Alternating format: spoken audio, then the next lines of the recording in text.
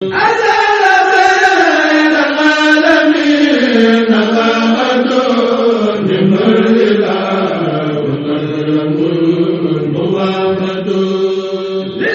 TV, une chaîne de télévision culturelle et religieuse. Rafah TV ñëppay dañ agréer.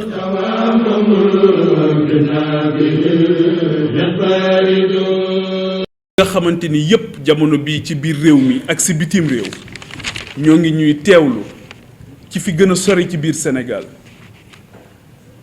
suma mbokk waa Caajaay yi waa Mbuur waa Thiès ba fa gën a sori ci Sénégal waa Matam waa Podor waa Ziguinchor suma dëkku xol waa Kanel waa Njum fa gën a sori waa Ourossogui ñoom ñëpp ñoo ngi leen di nuyu waa Thiès waa Kébémer waa Touba Mbacké waa Tivaouane waa Daka Médina Gounass Popenguine le clergé ñoo ngi leen di nuyu ëttu diine yi nga xamante ni yëpp ñoom ñoo ŋànk Sénégal di nuyu kilifa réew mi yëpp muy góor ak jigéen muy mag ak ndaw bàyyiwuñu kenn di sant bu baax a baax sunu borom subhanahu wa taala moom mi ñu permettre ci waxtu yu am solo yi dans la vie d'une nation mais aussi dans la vie des hommes et des femmes qui à un moment donné ont décidé de sacrifier leur confort personnel, sacrifier seeni week-end seen confort tout court ndax Sénégal moom moo ñu jaral loolu moom moo ëpp dayoo sunu jëmm yu ñàkk solo yi nos êtres périssables réew moom nag nga xam moo ñu defal lépp tey jamono bu nekk dañuy laaj lan lañ ko mën a delloo un tant soit peu donc vous comprendrez aisément que c'est avec beaucoup d'émotion la ñuy toog tey jàkkaarloog sénégalais yi sunu papa yi ak sunu yaay yi di leen wax ne am na foo xamante ni bu fa réew tolloo ku toog di seetaan lu xew su ëllëgee da ngaa bokk ci ñu tooñ te boroom xam-xam bi dafa waxoon ne ñi def ba yàq ñi xamut bi ñu defee ba yàq tooñuñu ñi tooñ mooy ñi nga xamante ni dañoo xam ba pare toog jàpp seen njàmbur di seetaan am na lu gën a yomb li ñu tànn tey ku nekk xam na ni réew mi di doxe ku nekk mën ngaa dem lijjanti sa bopp bu ngoon jotee nga dem toog jàpp sa njàmbur ak sa njaboot loolu moo gën a yomb tey tàmbalee gu ñu sax ngeen gis ñoo xamante ni jàpp nañu ne la leen yëkkati moo ñu yëkkati ñun muy intérêt personnel fekk na ñun romb nañ loolu fa ñu yare may gërëm bu baax suma papa ak suma yaay bi nga xam ñoo ni gunge ñu di fàttaliku bu baax suma maam bi nga xamante ni moo ma yar bu doon suñu njëriñu bopp rek kon du ñu toog fi tey di wax ak yéen ndax lii lu métti la incarner un leadership wala tenter d'incarner un leadership c'est extrêmement crevant c'est fatigant c'est à la limite épuisant mais Sénégal moom moo ëpp loolu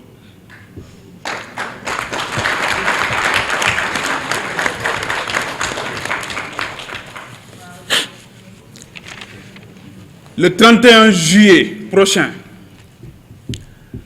Sénégal dafay dem ci élection yu am solo muy élection législative ñun dey màgg nañu xàmme nañu du Papa Djibril Fall rek nag moom moo toog di wax waaye ñu bëgg Sénégal ñoo ànd ak ñun ci mbir mi te yàlla xam na ne lu mu jaral ñi yàq dina jaral lu ñu toll ngir defar ndax réew mii rek la ñu am Sénégal la ñuy jox sunuy guddi ak sunuy bëccëg Sénégal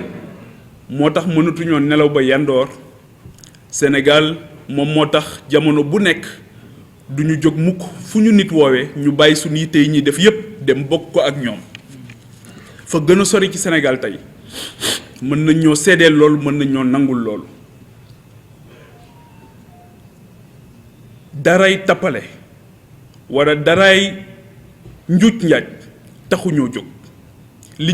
ñu tax a jóg mooy dem dagaan baatu sénégalais yi ay candidat lañ Papa Djibril Fall candidat la ak ñi mu àndal ci élection législative yi nga xamante ni ci la ñu jëm le 31 juillet prochain incha allah.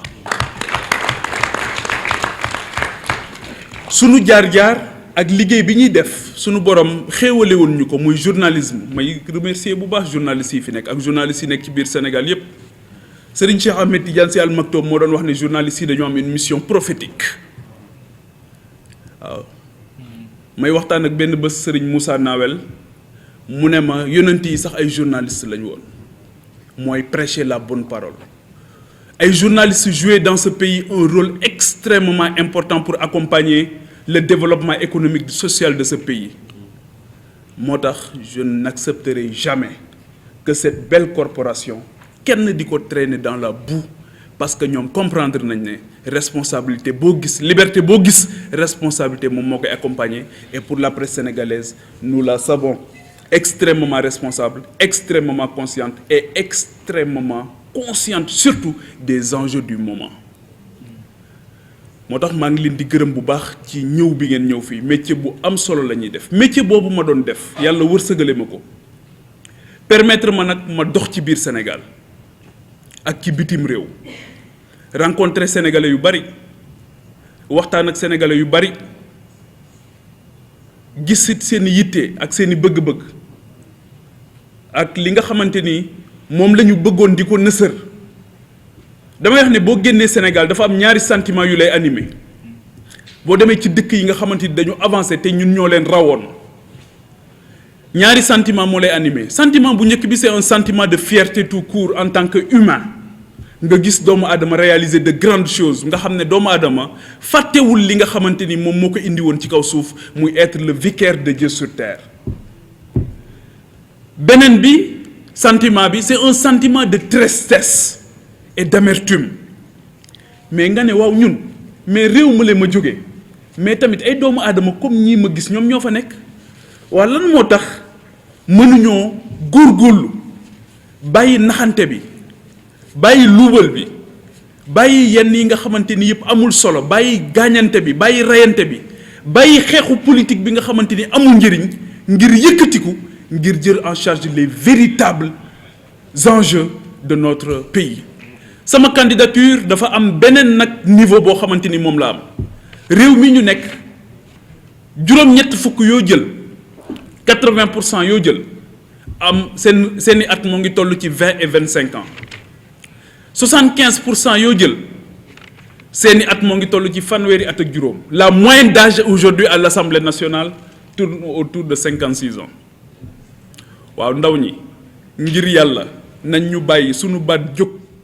ci biir campagne électorale bi ñu wax li ñu bëgg ngir yàlla nañ ñu bàyyi Assemblée nationale qui est par excellence le lieu de la démocratie de la représentation nationale mais si la frange la plus importante de notre société teewul ci Assemblée nationale mais est-ce que cette institution extrêmement importante est-ce que soriwul sa vocation originelle qui est tout simplement d'abriter de regrouper de polariser toutes ces intelligences mais toutes ces franges toutes ces forces vives de notre nation pour que kenn ku ci nekk mën di yëkkati mbébétam ci fu am solo foofu kon loolu les jeunes c'est tout simplement demander justice loolu rek la ñuy laaj justice mooy que ne kat dinañ am kaddu te incha allah li ma gis ak li ñu jot a gis xam nañu ne mbir mi dinañ ci jot ci ni mu gën a rafete exercer ko na mu gën a rafete incha allah am na nag lu xew ci sunu réew li xew ci sunu réew mooy dafa am benn loi boo xamante ni dañu ko indi changer sunu nañu daan voter muy parrainage waxuma ne élection ñëpp mën nañoo bokk déedéet xam nañ ne joŋante boo gis dañuy def ay critères waaye réew dañ koy waxtaane te loi bi ñu koy def waxtaane wuñ ko procédure d'urgence lañ ko def daal di koy salfaañe li nga xamante ni moom mooy principe yi gën a élémentaire mooy que sénégalais bu nekk war nga mën a jóg dagaan sa baatu askan ci sa teeyu bakkan parrainage boobu nag wut ko lu jafe la loolu moo tax yéen sénégalais yi ak sénégalaises yi suma yaay yi suma papa yi suma rakk yi suma mag yi suma bàjjen yi nga xamante ni yëpp jamono bu ne yéen a ngi may témoigner seen affection seen mbëggeel seen cofeel ak surtout seen ñaan te mosu leen a gis suma jëmm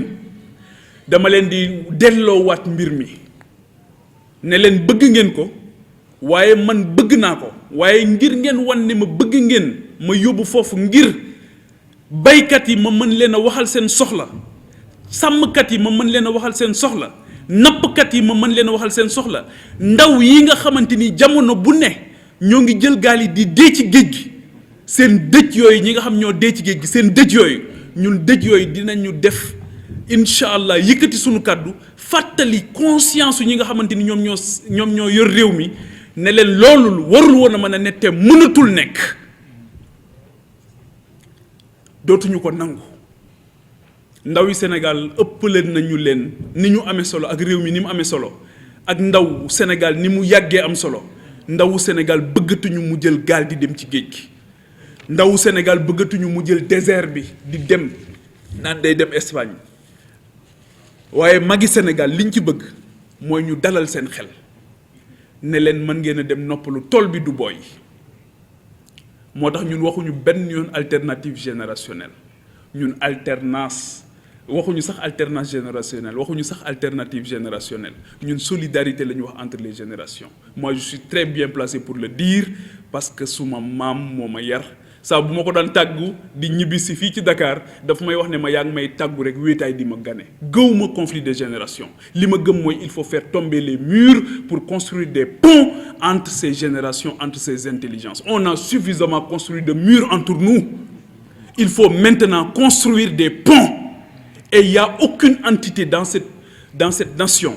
amul politicien professionnel amul koo xam ci boppam la nekk amul selfish amul individualiste amul koo xam boppam rek moo ko yitteel koo xamante ni mën na tere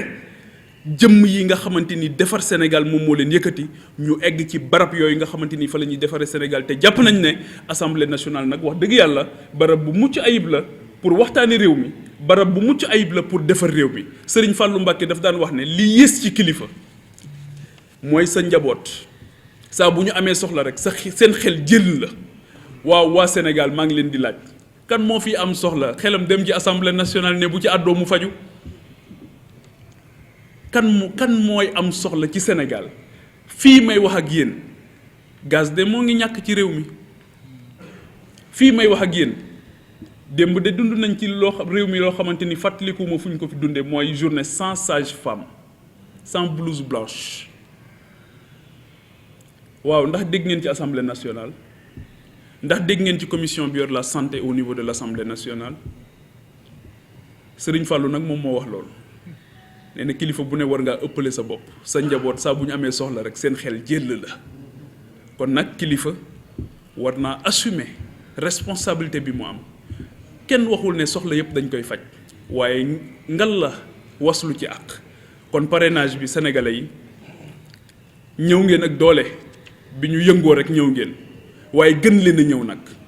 ndawi Sénégal nañu wane ne capable nañ magi Sénégal bëgg nañ ngeen jox ñu quitus jox ñu caution seen caution morale gunge ñu ba nga xamante ni dinañ egg ci barab boobu na mu gën a selle taxawal leen taxawaay bu mucc ayib taxawal leen taxawaay boo xamante ni Sénégal dina ci jóge daal di wuti nag yoon woo xamante ni yoon wu am solo lay nekk leneen li nga xamante ni dinañ ko wax mu nekk loo xamante ni lu am solo la mooy amuñu benn nous sommes libres de toute partisanerie actuellement politique nekkuñu ci benn contingence politique amuñu tamit benn engagement politique ci quelque bord que ce soit li ñuy def mooy tracer une ligne envisager une ligne boo xamante ni dañ koy construire boo xamante ni dañ koy liggéey ak ces sénégalais ces sénégalaises yi nga xamante ni sonn nañ ci bipolarisation bi nga xamante ni constaté nañ ko dans l'espace politique sénégalais machiavélisme bi nga xamante ni gis nañ ko loolu tamit dañoo foog ne tey jii war nañoo nekk dans un effort de co-construction war nañoo laisser toute la place au débat démocratique war nañ ci bàyyi place à l'idée à la pensée à la réflexion stratégique bari na ay kilifa yu ma xam yu nekk ci réew mi mënatuñoo àddu sax ci débat public te pourtant ay borom xam-xam lañ Sénégal defal leen lépp te mënatuñ ci àddu ñun xam nañ ci lu bari kon ñoo ngi ñaan rek ne defar Sénégal lekk la ñu bëgg defar Sénégal lekk moom moo ñu yëkkati defar Sénégal lekk moo ñu ñor ñun ñi ñëpp ñu ànd kenn ku ci nekk waroon naa mën a toog ci suma place bi tey ñoo ma ko gën a mën ñoo ma ko gën a xam ñoo ma ko gën a bëgg seen bëgg Sénégal sax damaa jaaxal seen bëgg Sénégal sax dafa ma jaaxal donc patriotisme nag dañ ko donn Sénégal dafa am ñoo xamante ni dañu sacrifier seen dund yëpp pour Sénégal El Hadj Omar Foutiyou Tall lu mu dajul pour Sénégal amul Thierno Souleymane Baal la révolution torodo lu mu dajul Sénégal amul waaye gis nga ko ci élégance ba mu defee révolution ba pare dafa jox Cheikh Abdoul Khadir Kane ne ko yow yaay gouverner waaye xam nga loolu du njëriñ loo fekkee waaw donc ñun suñu bët foofu lañ ko teg na Amérique ñuy tuddee Abraham Lincoln di tudd George Washington France tey jii tout le monde veut être gaulliste ndax De Gaulle lekk ndeysaan taxawaay bu am solo ba mu defoon ba nga xamante ni Allemagne jël na France téye ko ci loxoom mu ne déedéet français yi lii mënuñu ko seetaan jóg leen ñun ñooñu la ñu teg suñu bët dañoo bëgg père fondateur yooyu ñu revendiquer ko ñooñu duñ leen nier ci suñu histoire duñ leen nier mukk ci suñu histoire ba ci génération bi nga xamante ni mooy Cheikh Ahmadou Bamba Seydi Hadji Malick ak mag ñi nga xamante ni yëpp ñoom ñoo seqoon réew mi Maulana Cheikh Ibrahima Niass ba ci doomam bi nga xamante ni moom moo fi mujj muy moo fi nekkoon muy Seyda Mariama Niass nekk jigéen def ci jàng ak jàngale lu am solo son effort de guerre contre l'ignorance est inestimable waaye ñooñu duñu leen jàngale ñooñu nag lañ bëgg a dem seen ndono lañ bëgg a yóbbu assemblée nationale donc patriotisme boobu ñun foofu lañ ko nàmpe foofu lañ ko jële foofu lañu ko jànge donc li ñuy def tey amuñu ci benn complexe amuñu ci tamit benn regret parce que ñu bari dañ lay ñeewant naan la li ngay dugg nangam ak nangam sama yaay soxna su tedd see fan yëpp nelawut waaw waaye moom lii ci maamam laa ko donnoo ak baayam waaw moo tax pexe amul li sëñ Cheikh doon wax taxaw rek mënta ñàkk donc maa ngi leen di gërëm bu baax encore di leen sant di woo nag ñi nga xamante ni yëpp ñun ñoo bokk gis-gis les mouvements citoyens góor ñi ak jigéen ñi mag ñi ak ndaw ñi ñi nga xamante ni def politique mësul nekk seen yëf ñu leen di wax ne leen politique lu am solo la politique lu am solo la politique mënta ñàkk ci dundu doomu aadama waaye nag li ñuy bañ mooy nit def ko métier ñi nga xamante ni ñoo professionnaliser la politique koo ci laaj lu muy liggéey yenn saa yi sax mu ne la je suis dans les affaires fekk politique rek lay def ak dóor marto ak lijjanti ak làqarti loolu ñun ànduñu ci donc politique lu am solo la loolu moo tax ñun dañu am gis-gis ci assemblée nationale laay wax gis ne du parlement dans le jeu des institutions moom mooy nekk li nga xam dañ koy jël teg ko suñu bët am yéene egg foofu di tàllal suñu loxo ñëpp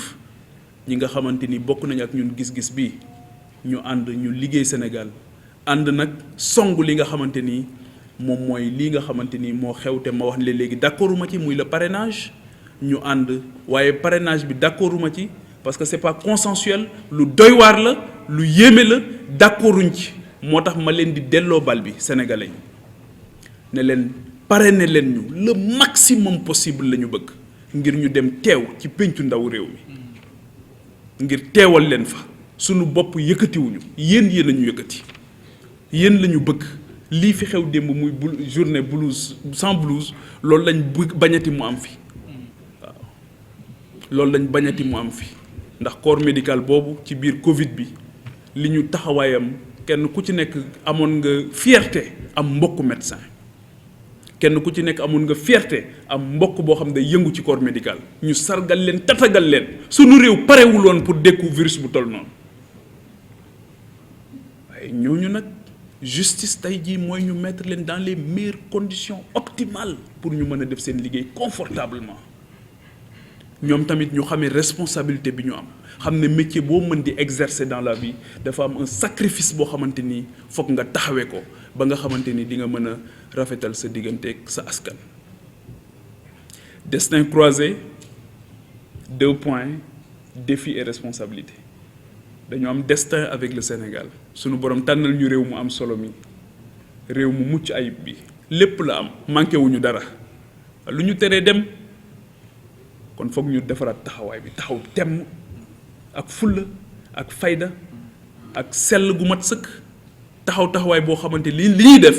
ngërëmal yàlla sunu borom lañ ciy wut waaw qu'au crépuscule de notre vie du ñu am l'impression d'avoir vécu inutilement moo tax ñoo ngi leen di gërëm di leen sant di talal sunu loxo nag bàyyiwuñ kenn ngir sénégalais yi ñaanal ñu fekkee ko tal ko ànd ak sunu yaay yi ànd ak sunu papa yi ànd ak sunu maam yi ànd ak sunu morom yi waaw sunu morom yi moom tey nelaw amatul pour man amatul guddeeg bëccëg rek nuit blanche rek ba am ndam ndax loo bëgg it dalay jaral waaw Sénégal yëpp tam ñoo ngi leen di jox rendez-vous dinañ ñëwaat man dama bëgg réew mi pour aimer son pays il faut connaître son histoire et sa géographie dinaa ñëwaat rencontré waat leen fa gën a sori waaw ngir dajewaat ak yéen ñu dajale rek li nga xamante ni moom mooy soxla yi am na lu bari luñ ci xam waaye dinañ ñëwaat gën koo xam gën koo nemmeeku waaw fa ñu nekkoon fauteuil bañ daan toog ngeen daan ñu ci gis ca télé ba fauteuil booba amuñu ci différence ak fauteuil bi ñuy dem occuper ci assemblée nationale waaye fee dañoo toogoon ñu jàpp ne fii réew mi toll nag taxaw moo jot moo tax perchoir ba lañ bëgg a taxaw maa ngi leen di gërëm baax di leen sant.